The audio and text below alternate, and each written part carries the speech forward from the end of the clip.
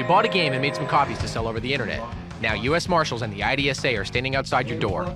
It's a good time to learn a few facts about software piracy. Recently, the Interactive Digital Software Association raided a New York City apartment where the occupant was allegedly selling illegal backup copies of PlayStation games over the internet. We've got an order from Judge. Because fines are as large as $1 million for each trademark violation, he's facing several $1 million in damages. It's also a temporary restraining order, complaint and declaration. These are 20 websites like this have already been shut down, and that's just the beginning. An official of the Interactive Digital Software Association, who wanted to remain anonymous because of her anti-piracy work, explained, "The problem of piracy is growing exponentially every day. Technology is making it easier, but just because it's easier doesn't mean it's any more legal. Making a copy of a PlayStation game without permission is absolutely illegal."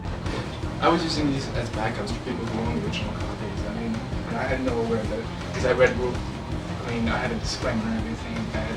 We saw the disclaimer, but the law doesn't work that way. The question of this is a backup copy, that's a net myth. A backup copy that you buy off the internet because you don't want to buy the original is absolutely illegal.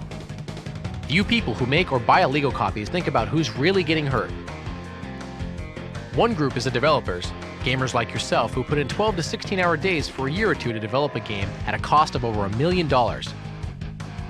Marketing that game could add millions more. Because making a game is so expensive, it's risky for developers to take chances. That's how piracy weakens the development community. This year, illegal copies will keep an estimated $3.2 billion in revenue from reaching the people who create and distribute the games. That money would help developers start many more projects, take bigger risks, and experiment with more specialized and unusual games.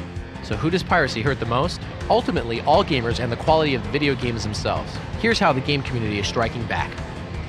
The FBI has started to take some very serious actions against pirates online, not just for copyright and trademark infringements, but other things like consumer fraud. U.S. Customs officials have begun to do seizures of products of entertainment software coming into the United States. The largest such raid that we have experienced in the last few months occurred in Miami, where they seized 54,000 illegal PlayStation discs. The seizure in Miami is just a tip of the iceberg. Game developers would like your help in keeping the quality of future games high. They point out that many people who don't feel bad about making and using illegal copies would feel terrible if they had to steal a game from a store. Ironically, it's the same thing. For a detailed look at how piracy hurts video games and what you can do to help stop it, visit www.idsa.com.